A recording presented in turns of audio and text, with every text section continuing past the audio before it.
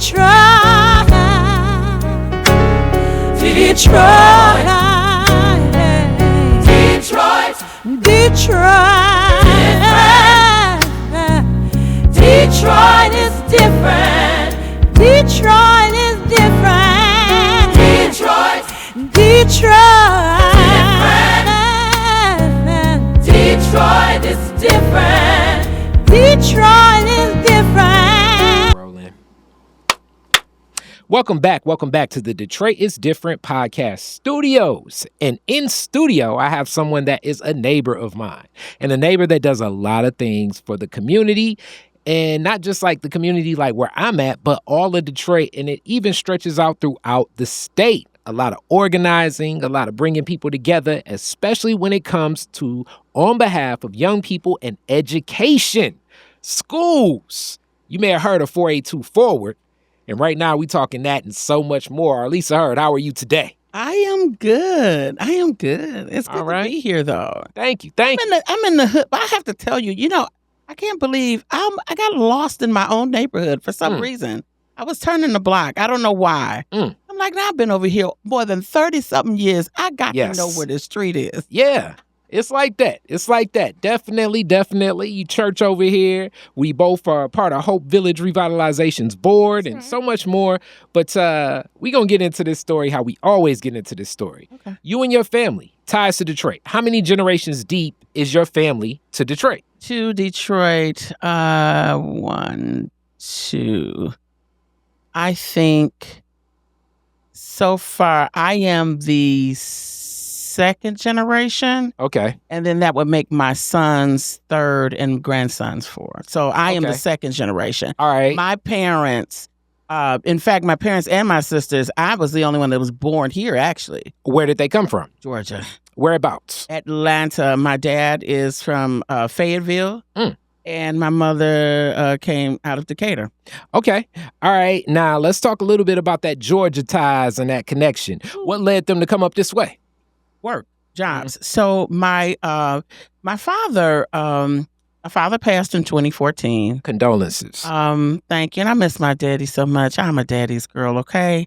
But my father was 20. Let's go on down this road. My father was 21 years older than my mother. Okay. Hey, hey. But my father, he started. I think there was I don't know what brought him, what type of employment brought him here. But he ended up in Delray and stayed there, and then ended up becoming a minister, and then eventually a pastor. And then my mother was actually fleeing an abusive first marriage. And she just wanted a new start. My sisters were pretty young, and her sisters, my mom's sisters, and some other family members, some of her other siblings, they came to the north because of the jobs. There were plentiful jobs here. And that's how they ended up here. And my mother actually met my father here in Detroit and not in Georgia. Not in Georgia. Yeah. It just also happened to be both were from Georgia. That's right. All right. And your ties and family, you still got family down there? You go there often? What's the connection? I haven't been in about 4 years. I need to go. In fact, my cousins came up here a couple weeks ago. But I remember all of my childhood summers were spent in Atlanta, Georgia. Actually in Blackjack, Georgia, in Decatur. I just remember so many things. Being at grandmama's house, getting the pecans off of the trees, picking the muscadines, the red dirt. My mother we could never get red dirt out of my clothes. I just have all of my fondest childhood memories were in Georgia. So you would summer down there with family? I was summer with family. Okay, and what era Georgia, Atlanta are we talking about? What, years or? Like era, like early 80s, mid 80s, late 70s. Late 70s, early 80s, yeah. Okay, so Maynard Jackson, but early Maynard Jackson, the era of Georgia. What stands out about that as, like, I guess as you're going back and forth, Detroit being such a chocolate city, Atlanta was always that, but so many of the dynamics of some of the things happening in Detroit began to happen more and more abundantly in Georgia. Do you kind of remember witnessing these transitions? Because I was so young, I don't know if I was into it then. But just kind of reflecting back based off of, what I know now, Atlanta was really transitioning. All I could think about, I remember because I would also go for the summers as a teenager. And what struck me was the MARTR system. The MARTR, the transit system. And at that time, when I was a teenager, I think they were still building things out. I mean, the buses were there, but Atlanta was making a lot of moves then. And I don't know if I necessarily, looking back now, I see that it was becoming the Black Mecca before our eyes without us really even knowing it back then. But yeah, all of my, the majority of my family and cousins, it's just amazing. They're doing extremely well, and have created quite a life for themselves. Just doing, I have a lot of cousins who stepped over into entrepreneurialism, entrepreneurship, I should say, and then they just really took off. But yeah, but it was just fun to me.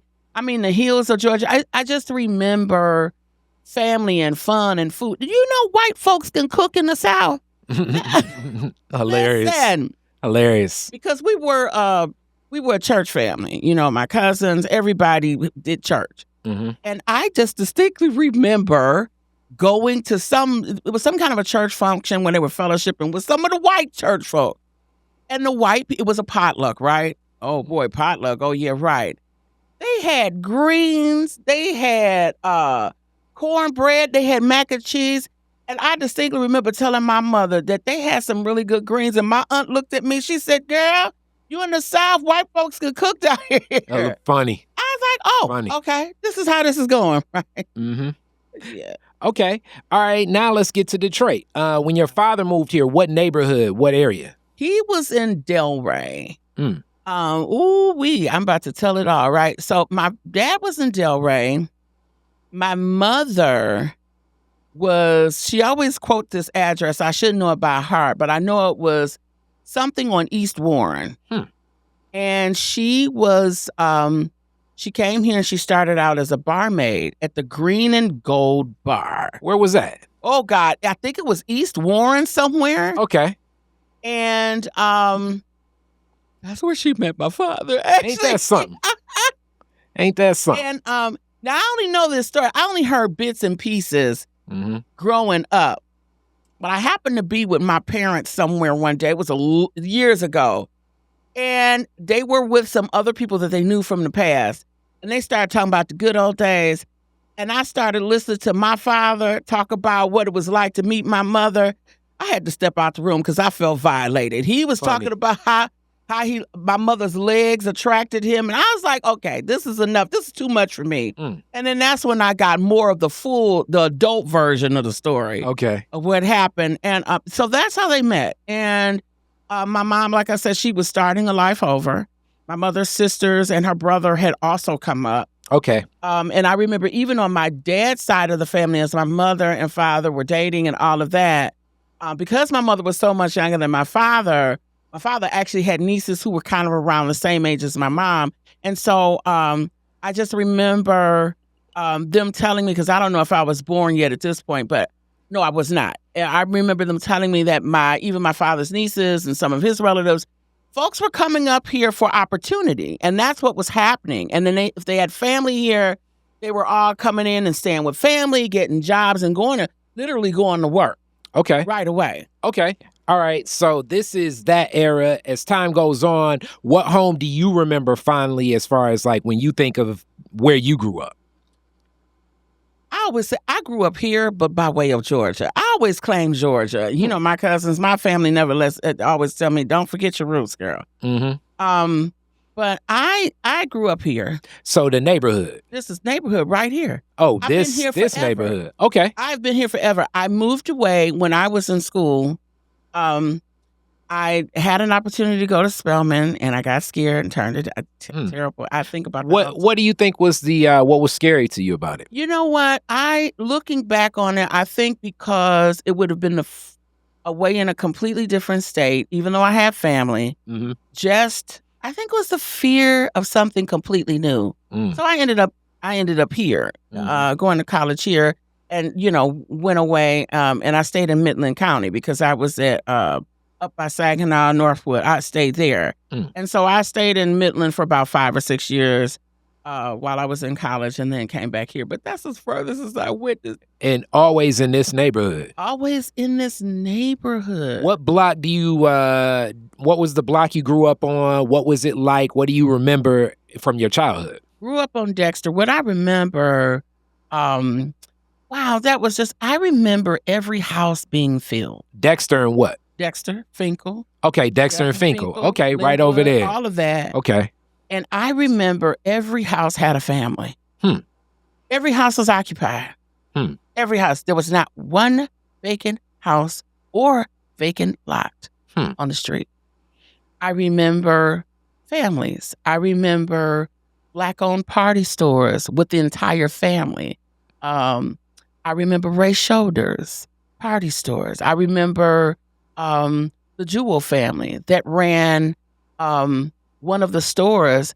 I think it's the G&C Associates right now, right there on the corner, that rents out the tables and chairs. Yeah, yep. That used to be the Jewel family store. And everybody had a lot of kids. I remember going to school with last names like Smiths and Johnsons, and there were at least 10 kids in the family. I remember my father, just to give a little bit of context, my father was the 5th Black person on the block.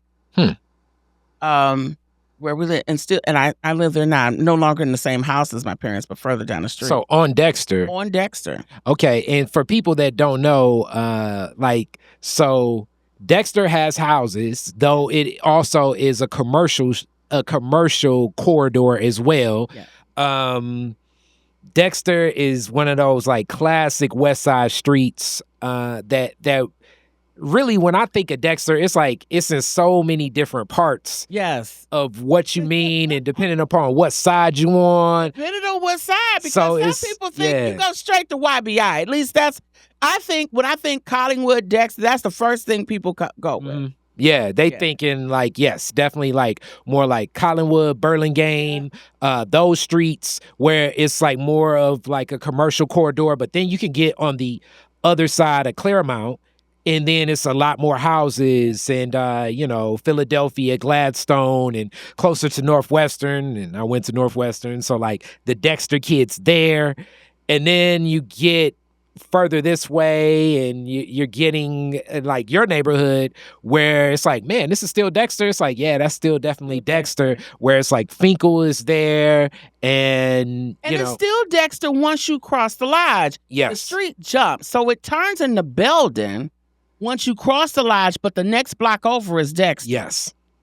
And that's really a residential street, like for real. Right. Like that's like that is not a commercial corridor. If you're on the Dexter bus, you're driving down Belden. Right. You're driving down Belden. Dexter. Not Dexter. Yes. So it's when you take the bus, you kind of really learn almost from, as you say, like from West Grand Boulevard all the way up to Fenkell, and like you say, and then it goes off and carries on the next block over. But that's really kind of the corridor of what you think, and it's one of those classic streets. Yeah. It's the Broad Street Parade route that I remember. Oh my God, Broad Street. Wow. I had friends up and down. We used to go to the church right there at Fullerton and Dexter, Grace Temple. I grew up there from like 8 years old on. So that was the home church for your family when you were a kid? When I was a kid. Okay. All right. And now let's talk about if you remember all these houses and houses being occupied, the relationships and the friendships. Did you go to the schools in the neighborhood, and did you like have those relationships with these same families? Absolutely. So during that time, I just kind of, because I was so young, I just remember things as my mom, or I would hear certain things. But what I do remember is I went to Turner, which then eventually became Little Paul Robeson, which is right there on, oh my goodness, what's the street? On Linwood? Yeah, what Linwood and It's Parkside. yep. Parkside. Mm-hmm. I went there, and back then, kids kind of went in. It was almost like magnets. So the kids that went to Turner eventually went to Custard, which is now Thurgood Marshall. Mm. And from Thurgood Marshall, kids would probably go to Central. I don't know if Thurgood Marshall went up to the 8th grade. If Custard went up to the 8th grade, then I think it only went up, because Turner only went up to the 3rd. Mm-hmm. And then I think, because back then, there were, quote, middle schools. So I think Custard, a.k.a. Thurgood Marshall, was maybe 4, 5, 6 or something. Mm-hmm. And I'm not sure what happened around 7th or 8th. My sisters went to Post. And then I remember my sister, I was really, really young. I don't even know if I was in school. I wasn't during this time, but I remember my mom used to ride the buses with Helen Moore because they were fighting against the busing. Students were being bused. And I distinctly remember, and to this day, I don't know if you know who Keith Williams is. Yes, Keith Williams, Commissioner Keith Williams, where now he is on the Reparations Task Force. But yes, definitely Mr. Williams. Detroit is different. Check the archives. It's only one Keith Williams. There's only one Keith Williams. Yes. No matter how common the name is, there's only one. He went to school with my sisters, and he talks about, to this day when we talk. He talk about how mean my mother was on that bus. Hilarious. He said, your mother used to make everybody sit down. He was probably standing up. That's probably. He was doing something. But I say that my oldest sister, who was also a principal in just the bomb.com in special education and all of that, graduated from Eastern, got her master's, a Delta, went to California, and just ruled the world in education. My sister passed in 2006. Condolences. And Keith Williams did my sister's memorial. He spoke at my sister's memorial as a commissioner. So I'll never forget that. But my point is, even back then, there were problems in the school system. A lot of other things that were mostly rooted in racial, segregated, divide, and all these other things that were happening. And those are the things that my mother talked about. And so my mother made a decision.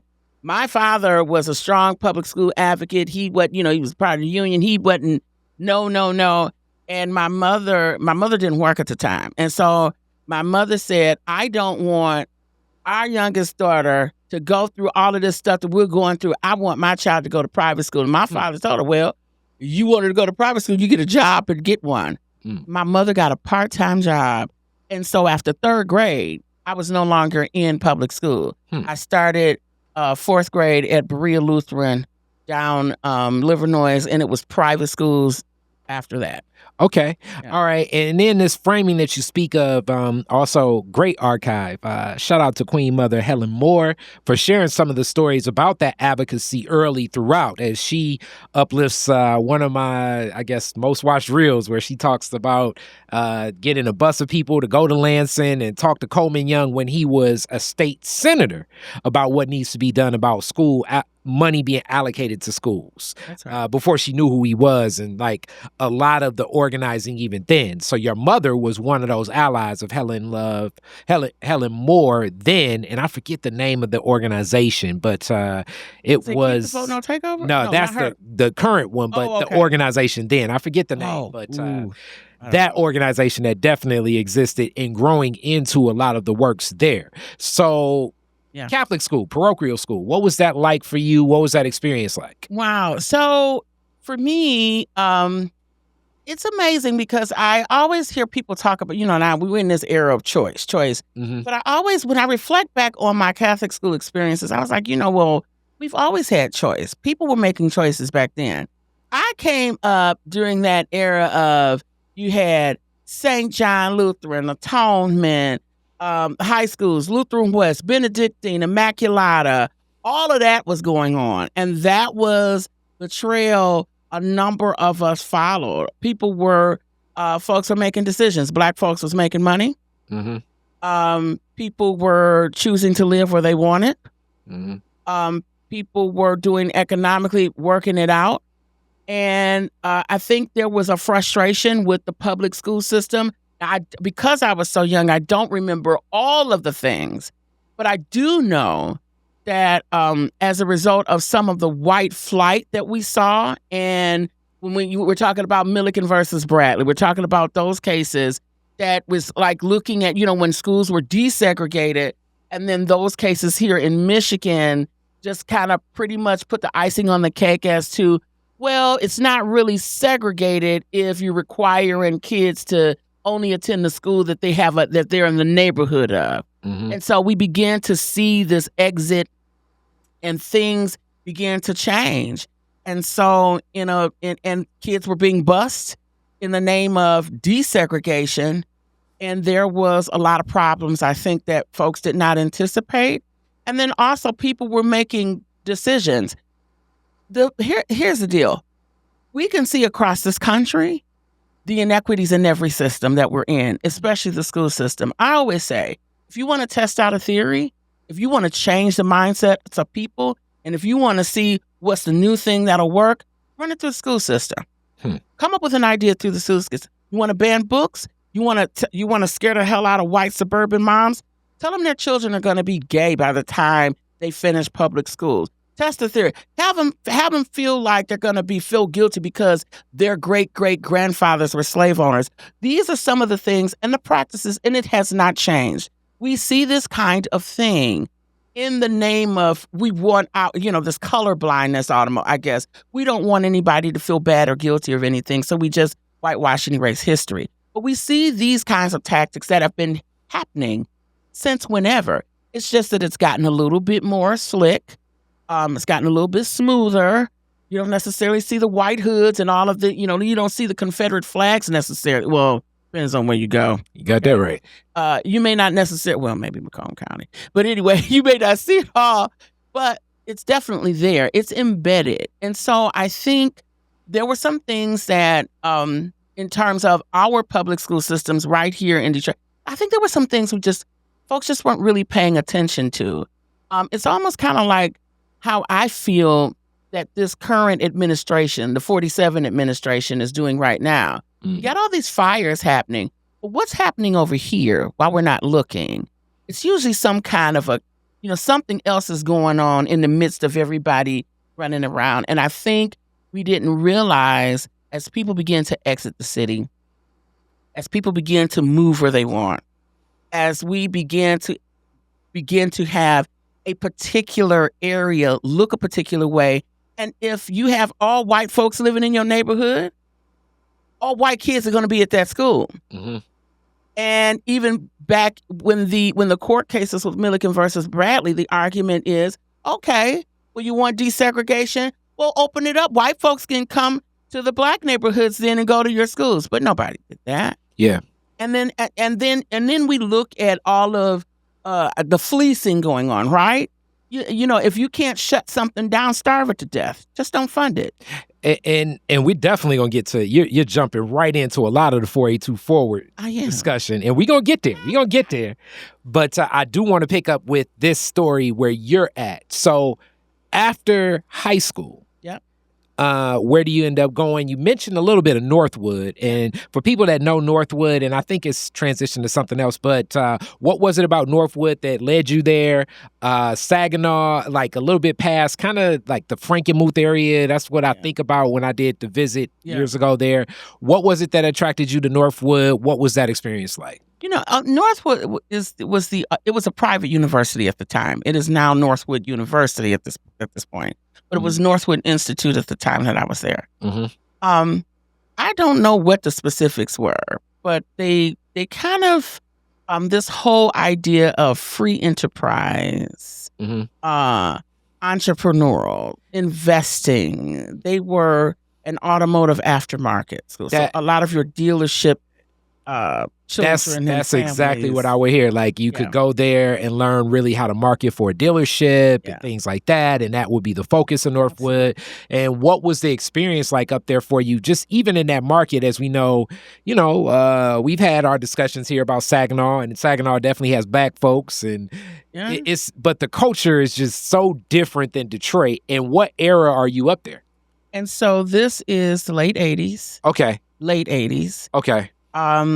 We are looking at now, of course, Midland County where we see representatives like Bill Schuette come out of Midland County. This was during an era, I think John Engler may have been Like governor, just getting in the office as a getting in the office, somewhere in there. Yeah. And in Midland, the only black folks you had were the ones, they all worked for Dow Chemical. And you may have had maybe a small pocket. And then you have these black kids that are now coming into Northwood Institute. And you know what I didn't realize until the day I graduated? I didn't know that Northwood is built like a dollar sign. I didn't realize it. There was an aerial view on the front of the, the commencement address and the program. It's a dollar sign. I said, well, isn't that something? All these years, I never knew that. If that doesn't tell a story, I don't know what does. But for us, it was not, for me, it was not any different. You gotta remember something. I went to school in the 80s. And I was also I was in mostly Lutheran Catholic schools. school, yeah. Catholic and Lutheran schools. I graduated from Bishop Borges. I went to Lutheran West first for a couple of years, and my last years went to Bishop Borges. You got to remember, the schools that we were, black kids who were around that time and who were in private schools, were probably 60% white, or maybe 50-50 in some of them. So it wasn't unusual to be around white people and all of these other things, right? And so going to Northwood, it was pretty much, it was even lower, the percentage, of course, was lower than that. But it wasn't unusual for me and folks that, because we had a lot of white kids in our school. And we were looking at the transitioning happening then. As time went on, we may have had a few white people on the block, but by the time the late 80s came and all that, they were gone. For the most part, yes. For the most part, they were gone. Yes. You may be able to find a sprinkle or two. Very, very much so. So at Northwood, this was just common. What I did find, though, it was interesting. It was the first time I had ever interacted and had friends that come from millionaire status families. And in fact, some black folks. I can't remember his name, but there was a black gentleman that owned the Northwestern Dodge on 8 Mile back in those days. Okay. In fact, Porterfield Wilson's son was also, God rest his soul, Chris Wilson. I remember meeting black families, and that was just here in Detroit. Other kids that came from those kinds of families that were black was my first. I had never really interacted with that. I didn't know what that was like, for kids to be driving brand new cars every month. They switch them out. Yeah. And to have these watching kids with their care packages showing up and daddy dropping all kinds of money in their bank accounts for them to spend and all that. So this was something new, different parts. I had, for the first time, I'd gone to Houghton Lake with white roommates to see, to party with them and looking at the houses and the landscape and the water. It was just an experience to really just be able to see that. And also white professors who, looking back on it, had a different point of view. Yeah. As it relates to, free enterprise is like, no welfare, none of this. We don't need this. But ironically, you're still accepting those financial aid payments for kids. So it's always an angle, as they always say.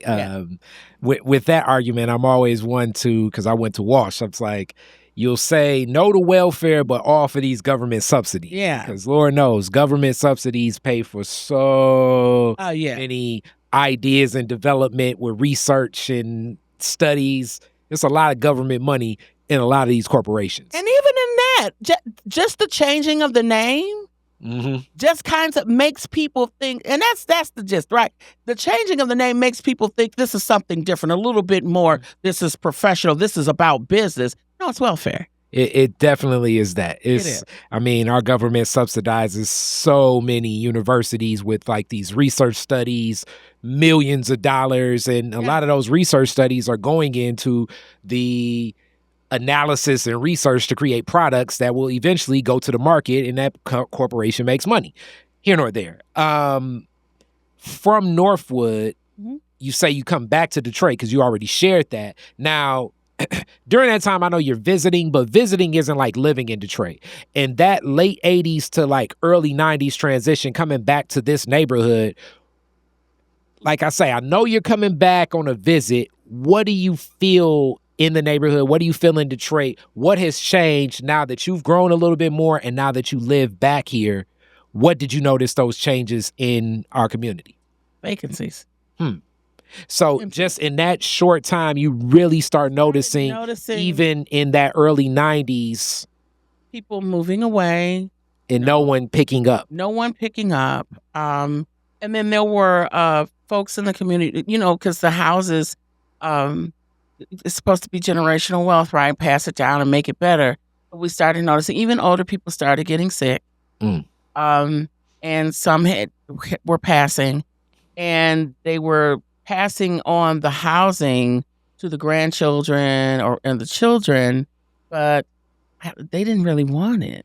And let me say this about also those houses on Dexter themselves. And this is the houses on Dexter all the way to West Grand, all the way back to Fenkell. These are some really big houses. And the housing stock, like, so people can know, like, some of those houses that, because I know from my Northwestern days, like the 2-family flats, like on both flats sometimes are even like 4 bedrooms. That's right. So like, meaning like the whole house has 8 bedrooms and still like multiple kitchens on both flats, multiple bathrooms in each flat. Just like, these are huge structures, houses that right now, shout out to Chase Cantrell, when he was talking on the development episode of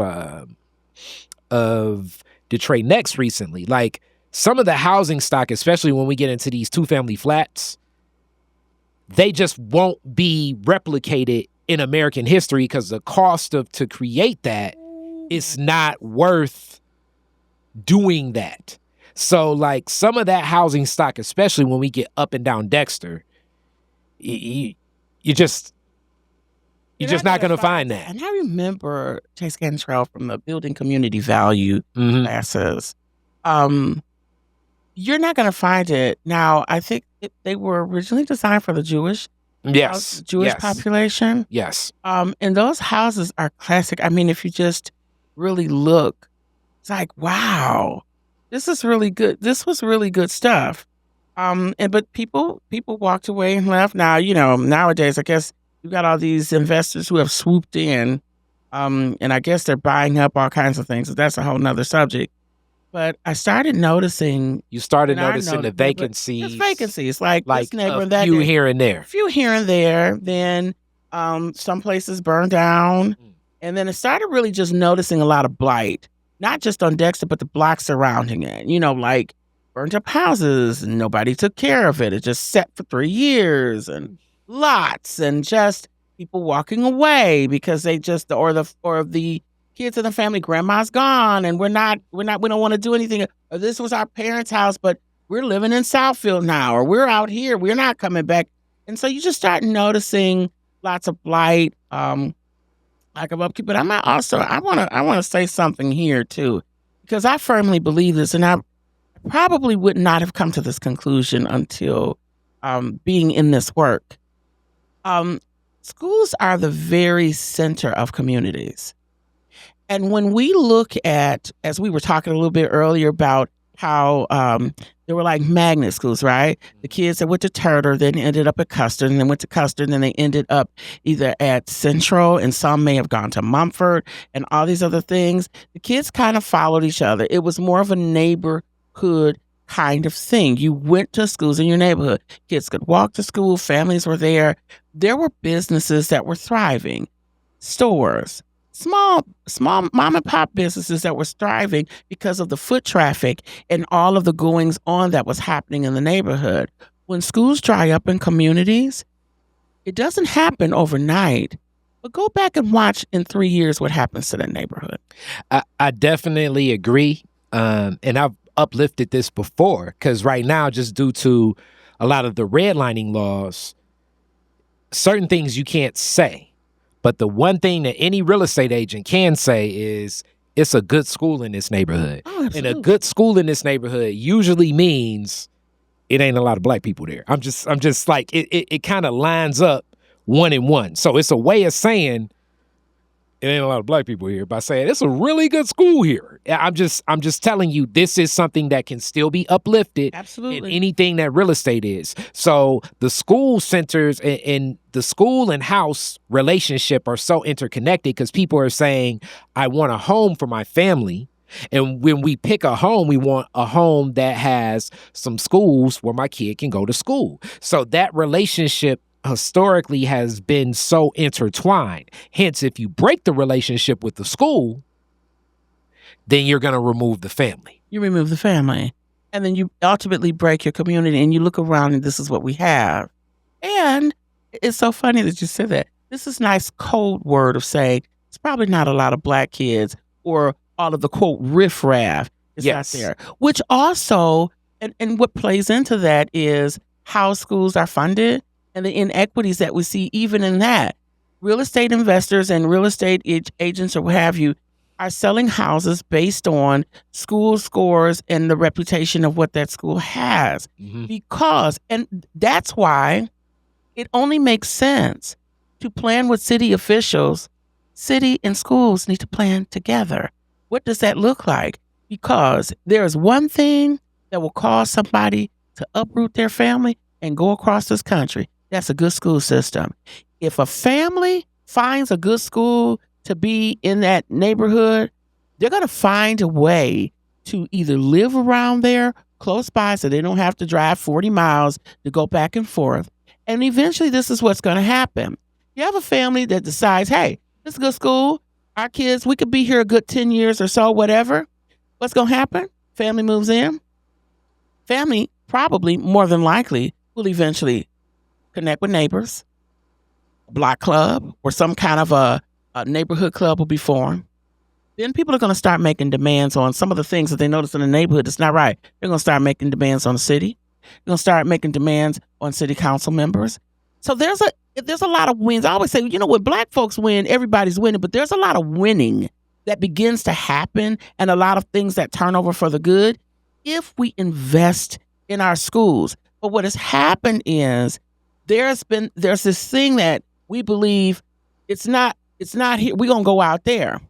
And there's a good reason for that because the funding and to fund somewhere else is, I guess, better for, they get the services, they get the funds, they get the thing because there's an ability to raise taxes, to raise villages. And we definitely, okay. We gonna get there. I'm going. I'm going. I know. We gonna get there. We definitely gonna get there because you're getting the 482 forward. I know. But I want to get how you end up there. Okay. So even you with your family. So you're still here. I'm still here. What are you doing when you come back early 90s? Where's your mindset at with the Northwood education? What's the thought process? At the time, I have an accounting degree. A lot of people don't know that. Okay. So that's where my mind was. I'm going to go in accounting. Okay. No. At the time when I came out, it was probably one of the worst times. Economically speaking, there was a lot of stuff happening. Here I am from this, free enterprise school. I'm out. I couldn't get hired. Wow. I couldn't. So I started doing some phases of like social work type things, working with healthy babies, and started doing some research with Michigan State University, just looking at children and parents and interaction and all of that. And one thing just kind of led to another. Began to talk to, I was working at the health department, talking to women about, and I didn't have a child first, right? Talking to women about their pregnancies and taking blood pressures, almost kind of like a traveling nurse in a way without the credentials. So I was doing that. And I got into it and I began to connect and bond with people, build relationships. What neighborhoods were you traveling? Oh my goodness, East Side. Okay. Now listen, I got to tell you this. This is so funny. Now, mind you, this is 90s. Yep. There was no GPS system. Yes. There was no GPS. Yes. We had a book Yep. with the streets and the addresses and a Yes. map Yes. to get from wherever. And so I'm West Side, right? I'm up here driving. I know the East Side pretty good as a result of that work. Hey. I'm driving from different streets, like, I'm like, where's this street at Tepper and Field, all the way down, stuff like that. East Grand Boulevard. Yep. And so I began to connect with mothers, and there's a couple of them I'm still connected to with this today. day. So you start ingratiating yourself in the East Side, as I always say. It's like, Detroit is different. It has its own, like, Detroit is Detroit, but it's certain cultures or certain neighborhoods. Yeah. But you're definitely getting a different type of energy because a lot of those families have been over there for a longer period of time. Right. And then depending upon the neighborhood, especially, like, like you hit like a Coney Gardens, them families been over there for forever. If you're like, as I always jokingly say, like, if you're depending upon where near the airport you are, like some of those families have been over there for forever. And all over that way. Mm-hmm. You know what was so interesting too, because I was doing that work, working with the I forget the name of the organization I was working for, but it was like Healthy Baby. Mm-hmm. And there was tons of training that we had to do at that time. And I was learning then, and I was also doing some side work with Michigan State University to like evaluating and studying families. I began to learn more things about families and what was a big issue at that time. The infant mortality rate was a super huge factor at that time. And I think the highest infant mortality rate at that time was in the zip code 48214.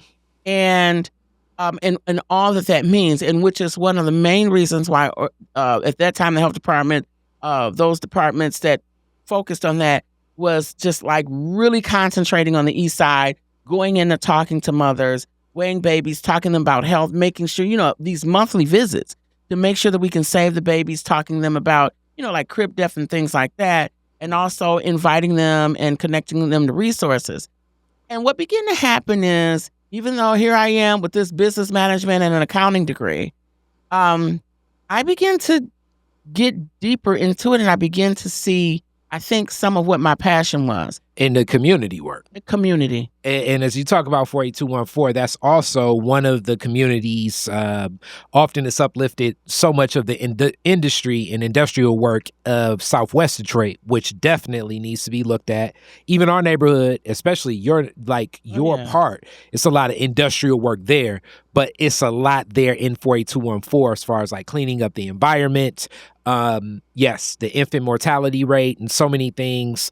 These are still, it's sad that so ever present of issues that do exist in our community that still stand with SIDS and so many other tragedies that happen in our community because of a lot of the lack of resourcing to it. So you start really seeing that community work is one of your passions, especially around parents and children, mothers and children in that relationship. And as that crystallizes, when do you start going further and saying, like, this is kind of what I want to do? So somewhere around in the late 90s, by this time I was a mom. And my oldest son has sickle cell disease, which if you don't never know anything about praying, you have a baby that has a chronic illness. You're gonna understand what it is to pray and be concerned and all these things. As that began to unfold, I began to, I think, become a little bit more closer to advocacy on a different level. So that by the time he starts school, of course, health-wise, there were concerns. I began to move over into parent leadership within schools. So we're talking like that time, it was Detroit Public Schools. And at that time, folks like Dr. Watson, Kwame Kenyatta, Ray Johnson, and there are some others that I just can't think of names right off the top. We start seeing these Black African-centered school systems begin to develop in our Detroit public schools because there was a crisis. We're still in crisis now. Now, I love you uplift that. In a recent interview, we uplift speaking about that with Kwame Kenyatta. I think like so much is interconnected. And during that time, during the interview, rest in peace, Kwame Kenyatta, and he even spoke to this, that Detroit Public Schools moved forward to create African-centered education as the curriculum for Detroit Public Schools at that time. But this built after like so much of the pedagogy, I believe, and like all of the things you needed to like justify what would exist. And a movement like that is actually looked at coming back through Dr. Nzoma and so many others that are working towards that effort right now. But you had many different approaches of it, but integrating that into public schools, that was a big push. That was a big push. It was huge. My oldest son was born in 1995, and I started to see just all of the things. I have this, of course, I have boys, grandsons, all that, right? So I have this passion that built out, that was birthed out of me having boys, that I just did not see the sense of urgency to assist our Black young men, prevent whatever was coming their way. I just didn't see this urgency, except for when there was an African-centered curriculum, because it was intentional. Now, where we are now compared to what that was back then, it's like night and day. And we definitely have to uplift the name Dr. Jawanza Kunjufu. Absolutely. And a lot of his works, and coming to Detroit, that pipeline was very thorough. But yeah, I mean, Paul Robeson, Malcolm X, Marcus Garvey, these institutions were Aisha foundational. Shule. Yes, Soroma. Yes. Yeah. Timbuktu. Foundational institutes of providing access for young Black men. As I'm a Shule kid too, and but definitely I know the work of Malcolm X, that was very key as far as what was going to be in the hearts and minds of a lot of those young brothers. Absolutely. And when my son first entered the public school system, I didn't get in until maybe somewhere around 98, 99. That's when CJ was school age. We started out at the Center for Children and Focus Hope. I have to look that up. Shout out to the Center for Children and Focus Hope. I'm one of those long time ago. And it's a tragedy when we think about like how federal things impact things. That space and what's happened to that space. What's happened to that space. And I'll tell you, I could move out of this community though, Khary. I could. But I'm at the point now where I don't want to right now. Because I live, play, eat, work, breathe here. My children were part of this. They were at both of them. The Center for Children Focus Hope, for instance, started there. Matter of fact, John Conyers was living. He and I used to be running in the door, so we beat the clock to get our kids. That's where Conyers' sons. So there's history even in this neighborhood. My children both we started African-centered curriculum. Paul Robeson, Malcolm X, Soroma. We did that because I felt that it was important. My sons I felt like Black male representation, and those Black men back then were serious and intentional about preventing what society wants or has laid out already for our Black men, Black children, period, but especially our Black boys. And so that's what I did, and that's what we did, and it was all right here. It was all right here in the neighborhood. Paul Robeson was on the corner of Fenkell and Linwood. Little Paul Robeson was on Parkside off of Linwood. Focus Hope is right off of Linwood, Oakman. Parkman Branch Library, it was all right here. Thurgood Marshall, Custard, right there at the lodge. So there was a neighborhood, there was a community, and people were also looking at those schools as like, hey, I want to send my child there. So we also had people coming from outside of the community that saw something good, and they were sending their kids there, which also goes to show what we were talking about earlier, If you feel like you have a good school system and your children are thriving there, people will come from all the way around, and eventually they'll start moving in your neighborhood to make it better. And everybody's thriving. Everybody's winning. The schools are winning and all of that. Okay.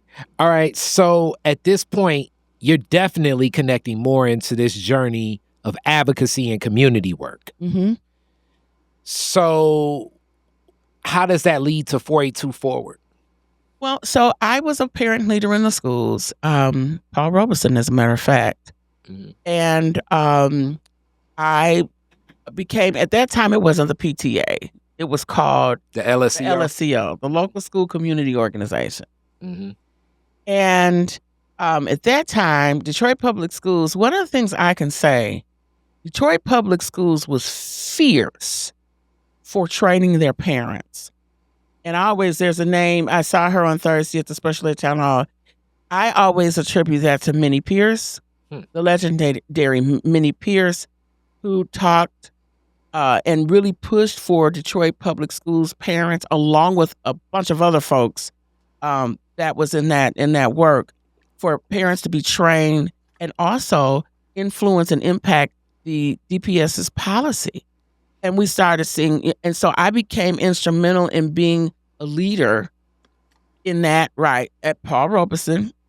And because they weren't combined yet, it was a Paul Robeson and then it was a Malcolm X. Yes. And so I became instrumental in that. And then I was, at that time, and this is part of my frustration now, when my son was like around the first grade, we're talking maybe like 98-ish, 99, maybe early 2000, we were talking books, supplies, and class size. Those were the three main things that was crazy.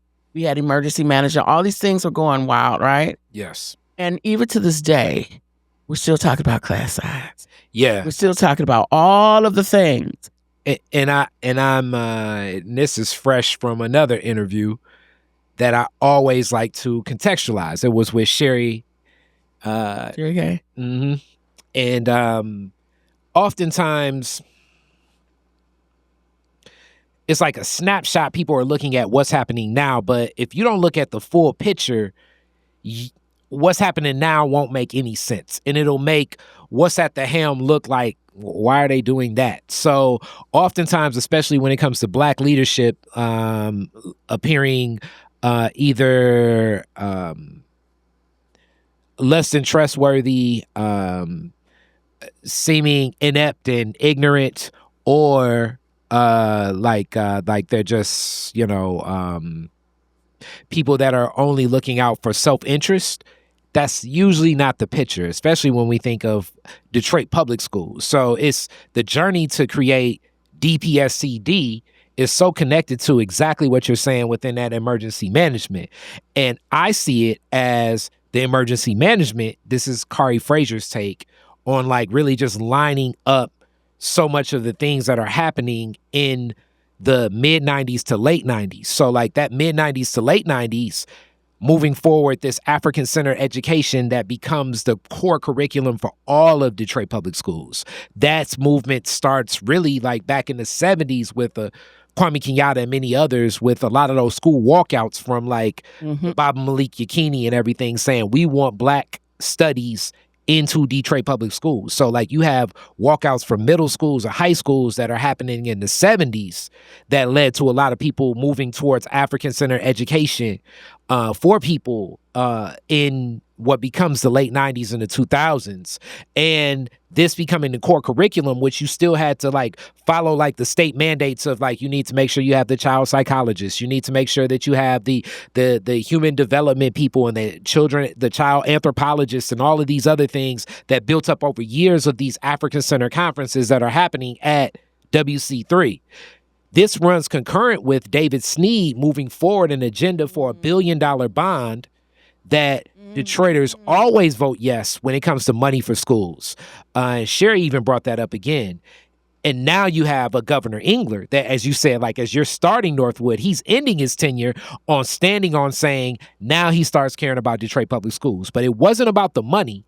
It was about the quality of these test scores and what the education was. And at that time when the center of attention from the state of Michigan looks at the Detroit public school system, it just also happens to be when this $1 billion is coming to the Detroit public school systems. So now emergency management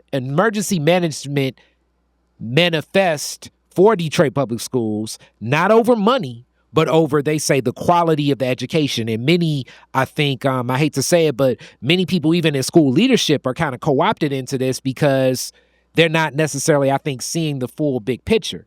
And during this time, what went from $1 billion surplus in a matter of years, like almost like a decade, and then you think of other emergency management, then you think of the EAA and other offshoots, then it's handed back to Detroiters for us to vote for our own elected school board and a deficit. And now we have a DPSCD that still operates like in two realms of dealing with what the state's impropriety and operating with less. And as you say, during this time, massive schools closures. Because at the time, we're looking at like a late 90s, Detroit Public Schools is maybe the third largest school district in America. But the way that it's been broken and fragmented to where things stand today, of like a lot of the charter schools, a lot of the online schools, a lot of people homeschooling, like just the whole idea and arc of schooling is completely different. And DPSCD still stands in the center of where things are. And I, like giving this full context before you can even really critique why is this happening now, and you don't have an understanding for how this ended up happening, which I still see it as an attack on Black leadership, an attack on Black communities, an attack on Black families. You're not going to understand what's happening right now. You're not going to understand what's happening right now. And also the fact that John Engler felt it so necessary to deem the Detroit School Board basically powerless and that they weren't doing anything. So he brought in a quote, reform board. It was, I remember, so like you look at like our first superintendent with that, David Adamany, who is one of the Wayne State leaders. That was the guy at Wayne State that did not want to celebrate Martin Luther King's birthday, right? So then you end up with other deals that just don't look right. So deals that don't look right, because most of my life up to that point, the Detroit Public School building and offices were right now on a space in Wayne State's campus. So like one of the first deals is that building that sits like on the heartbeat of Wayne State's campus gets sold to Wayne State, and Detroit Public Schools now owning as much property almost as the city of Detroit goes to rent their offices. Like deals like that start happening overnight with Michigan management of these funds that end up eventually being into a deficit. And a lot of these contractors, and as like the Blue Door campaign, and I mean, you get like Connie Calloway, Kenneth Burnley, Robert Bobb, like just a mix of all these different characters. But the whole time, a lot of money is just going out. That $1 billion just gets chipped away. A lot of money going out, and chaos is forever swirling. And then we have a lot of misunderstanding about what is actually going on. Parents are often in the middle. And guess what? In all that chaos, we're still graduating students. We're still graduating students. I distinctly remember my oldest son, CJ, is 30 years old. His entire school career was spent on emergency management. Just think about that for a minute. I remember when he was in was it the third or the fourth grade? No, it may have been fifth. Maybe the fifth grade. He went an entire year without an English teacher. Wow. Just let that sit for a minute. Wow. It was during that time, and I think this may have been under Dr. Burnley. And we had people like Barbara Burt Bennett, who was in Detroit Public Schools at that time. We didn't have books. There was all kinds of chaos happening, and teachers were being snatched out of classrooms. And there were substitutes. My son didn't have an English teacher for a whole year. And it almost seems like there was nothing to be done about it. And I got into this work because I was one of those parents on the LSCO who was demanding to know the What's answers, talking to the principal, screaming, we were trying to figure out what's going on. We need to go down there to the district and tell this and that and the other. But then as we began to peel back the layers and more things started happening, and then I began to connect with more people outside who were looking at the system of education and not just Detroit public schools only, I started to connect more dots. And I was like, oh, wow, this is a lot deeper than what I thought. And then you start looking into policies and the politricks and the politics and even the English of the world, who, in my opinion, some of it was a money grab, but it was also a way to open up the floodgates on charter schools at the time. And I'm not anti-charter. God knows I'm not. However, there is something about charters that folks need to understand. There is a percentage that goes into the pockets. There's a 3% and maybe a little bit more now. But they get money to, just as a profit to put in your pockets, whether the schools are doing well or not. And then there was this promise. Now, mind you, people are, all kinds of stuff is happening. Families are moving. Yes. There's Detroit flight. All of this is happening at the same time. Folks are moving to Detroit. I often say that I think in Detroit public schools, I don't think there was there was an issue, and then we had all these emergency managers, but I think there were some decisions that needed to had to happen long before emergency managers came in, because we just couldn't continue to run 300 buildings. Can't even, what was happening where charter schools are now the promise of the promised savior. And a lot of times what was happening, they were waving these shiny objects. Parents, you'll get a laptop, or your kids get free this and free that. And people were flocking to other school systems. And I want to give this point about charters too, that makes it so tough about a DPSCD or a DPS. Obviously, it's a business, so money is there, but it's also the fact that, because I've witnessed it. A child could start in a charter school, start right now. It's that time, September. The charter school's like, I can't take you. The money connected to that child has already gone to that charter school. Yeah, because they kick him out after count day.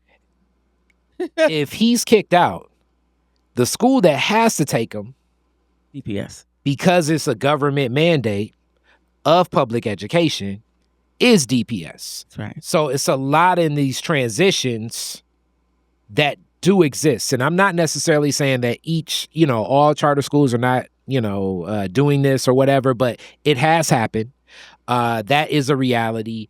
And then the other question to always come to mind when it comes to charter is each charter is chartered through different institutions. So the standard of whether it be this university or that university or this college or sometimes even other school systems, you're not dealing with one-to-one. It's kind of I don't know any of you all ever went to a college and it's okay, you got all these credits and then you transfer to the other college and they're like, look, you got 40 credits, but we only really accepting these 24. It can be a lot of those things and transitions too when it comes to what can happen with a charter school. Yeah, it's and don't forget also, charters for the most part are largely unregulated in a lot of ways. Transparency and accountability is one of the number one complaints that folks have about charters. There was no real recently, there have been some things that has happened. I know that Senator Chang has recently, to regulate the closing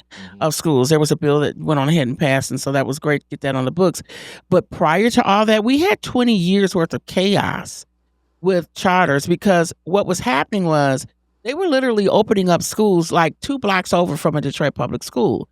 And you may say, well, what's wrong with that? There's a whole lot wrong with that. First of all, we can't even fill up one building, let alone two blocks away.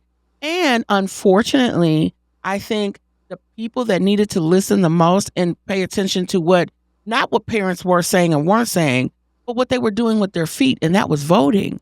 I think there were some hard decisions or some hard conversations that were not being had prior to all of this as a result of some of the things, I don't know if we were really listening to parents, what the concern was. There had to be some level of concern. Otherwise, we would not have seen the exodus that we did from Detroit Public Schools. So, and that's not to, and emergency management had a whole lot to do with that. However, there were also some additional things that I don't know if we were necessarily paying attention to and didn't make the adjustments prior to it happening. I definitely think emergency management left a lot to be, Oh, God. They ran up the understood, bill and walked away. And yes, it was like what was happening. I think I often highlight, when the principals lost their union, Oh, yeah. I think that played a big role. And that was like one of the early acts of goodness. early David Adamany emergency management thing. And Yes. so now we're looking at even, where teachers stand, and it ends up being a lot more confusion into this for a lot of parents. And you actually move forward and organize, and then you think about the tireless effort of you organizing, where it's like, yo, I just want to have a great school experience for my child. You taking on a mantle where I'm sure your friends and your family are looking like, yo, you are doing a whole lot just to get something that seems like it should work to work. Yeah, I felt like I was in the game Clue. I was going from, because we were misguided early on. I was in the early stages with my oldest son. I was busy looking at the principal and what's happening. Mm-hmm. I hadn't even entertained the thought of what the system of education, why it has resulted in what we see. Yeah. And all these other factors that we weren't really sitting down to consider playing into the survival of DPSCD, or DPS at the time, the survivor of DPS. What does it mean when you have lots of your population or more than half of the children in your school district?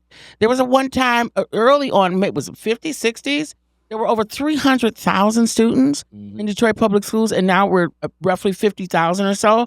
But it wasn't just about the school system. It was about what was going on in America, what was happening as for a our transition families, in education. as the transition. On top of those pile of tricksters like an Engler who would say, hey, we need to bring on more schools because obviously, our traditional public schools, they're not cutting the great, all of that. And I think and we looked at 20 years of charter schools largely come into neighborhoods that were literally maybe doors or a couple blocks down from Detroit Public Schools. Yeah. And the divestment we begin to see. And then we also started all of the things that we were talking about, the push out.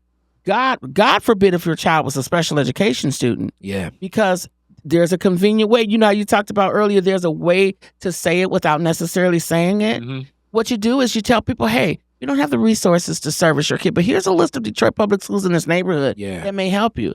I find that pretty rich. And oftentimes, those kind of things don't happen until after count day. And I definitely need to get you back. But 482 Forward now. In this organizing, you got an organization now that stretches across the state and does it from that grassroots pragmatic approach and a policy approach. Mm-hmm. What are you all working on now? You all just did something, and what's the effort? How do people support? Well, we're working on a whole lot. 482 is always busy, I'll tell you. And just for everybody, fun fact, 482 stands for the first three digits in the zip code in the city of Detroit. We definitely, Detroit is the core, is our center. We were instrumental, I have to say this, in getting DPSCD, the board back, as well as getting out of bankruptcy, because we helped, even though we were newly forming then, we helped convene the table around 2014-ish to prevent Governor Snyder. He was having conversations with a guy out of New Orleans, Paul Pastorik, who had charterized the entire New Orleans school district system around the time of Hurricane Katrina. Anyway. Yes. John Snyder was having a conversation with him. And there was talk of, and fear, that he was going to charterize all of Detroit Public Schools, and we couldn't let that happen. And so there was a convening together where we put together the faith-based community, foundations, skillmen, our elected board members, former board members, as well as the business community, parents, educators, came around the table and formed a coalition. to prevent that from happening. And that 90 days worth of work birthed some recommendations and some things and some changes in policy and law. It put, it's DPSCD was split up, one part to handle the debt and all that. 4824 was instrumental in that because we started looking at where schools were starting to pop up. We're talking about mostly charter.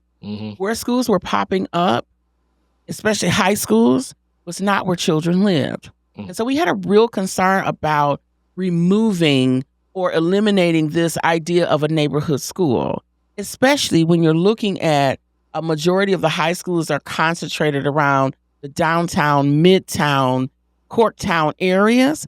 That's not that's not by coincidence. And we were looking at, but the neighborhood schools were becoming larger for those that are in the neighborhood maybe couldn't get to other places, and it was becoming even more inequitable. And so for 482, our whole thing is, we know, schools are underfunded. There's no secret to that. There have been some strides made. Yes, there's been some increase to the per pupil funding. Yes, we understand that there have been some things that have, one of the things that the legislature did do as far as special education funding was got the full student allowance for special education. Before, it was just some part of a percentage. So there are steps to progress happening. However, it's not enough. Not being ungrateful or anything, it's not enough because of what we're seeing. We never funded what we needed to fund. And so for us, our whole thing is we got the state legislature is fighting over the same money. That's what the bottom line is. We cannot talk about, even in the cities this way, we have to look at other ways to bring revenue in so that we can have the things we want.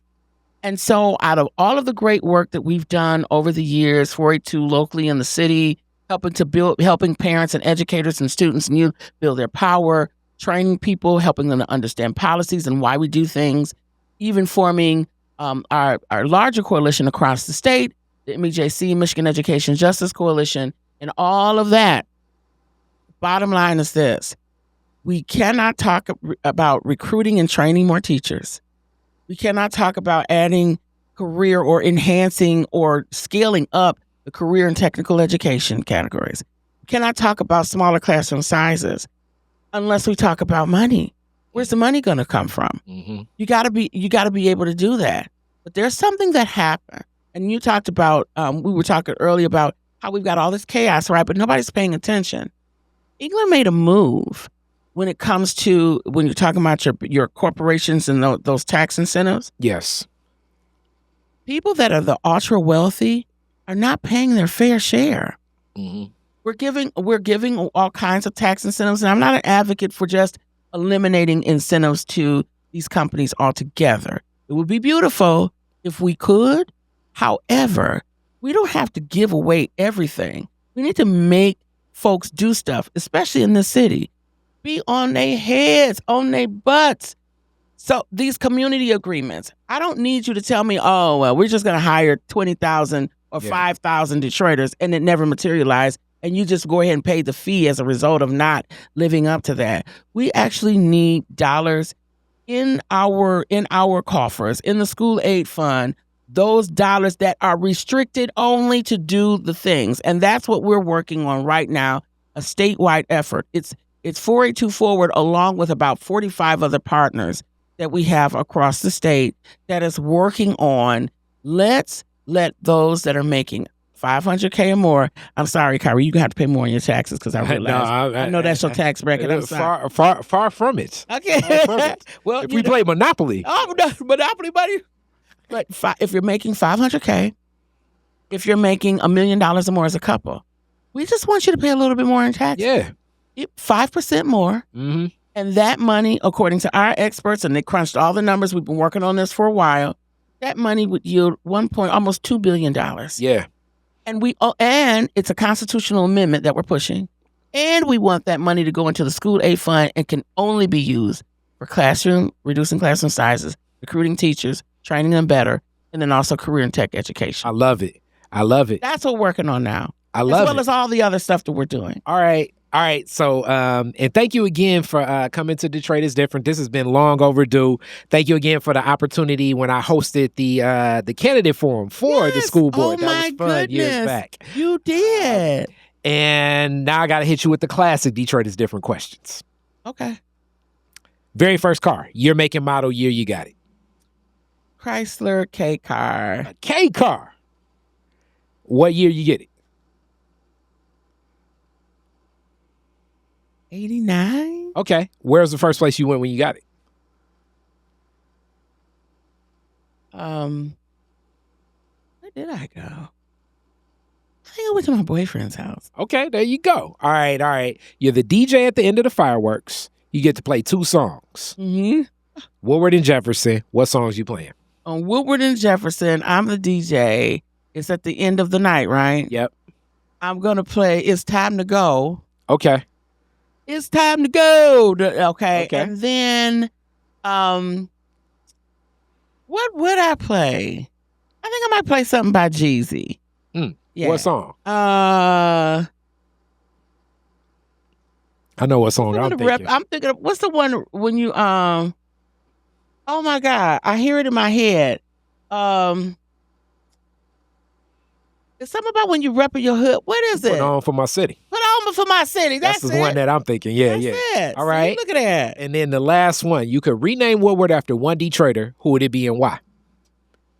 After one Detroiter, I would say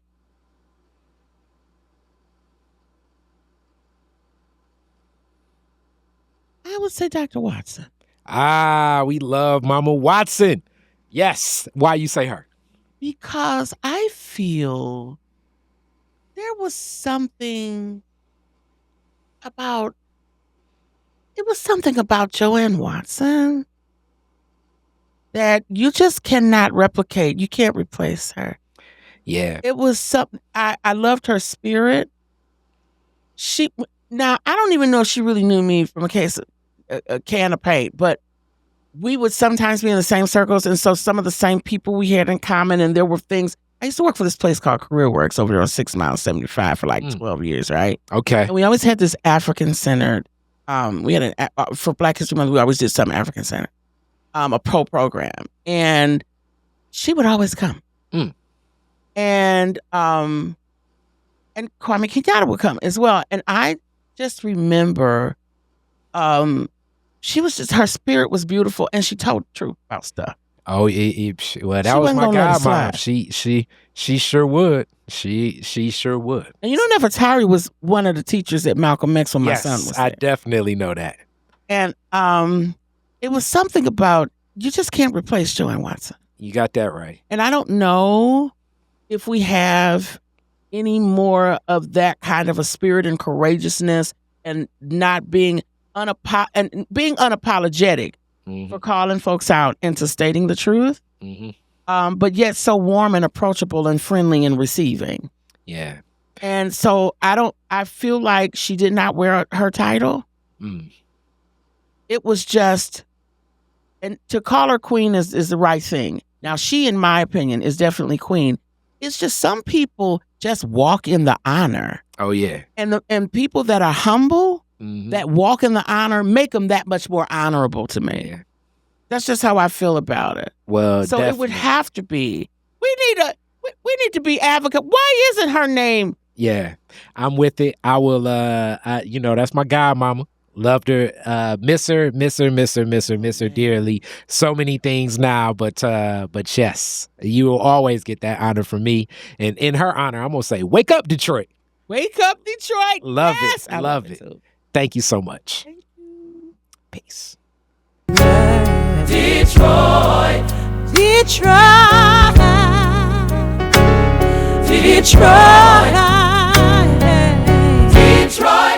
Detroit.